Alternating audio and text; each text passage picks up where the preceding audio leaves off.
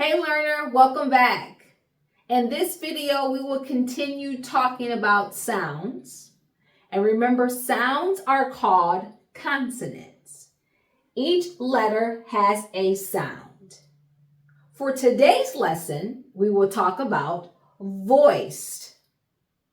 The letters that have more of a voice vibration. So remember, put your hand on your throat so that you can feel the vibration of these letters. Let's begin. B, B, D, D, G,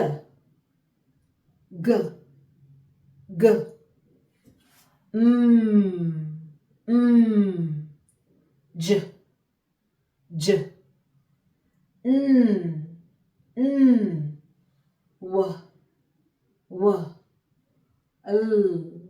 W, W, L, L, Y, Y, V, V, Z, Z.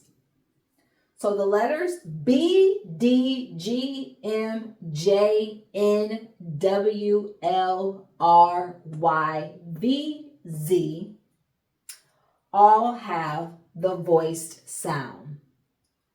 That ends today's lesson on voiced sounds. In the next video, there will be words that go along with these voiced sounds. See you in the next video. Bye.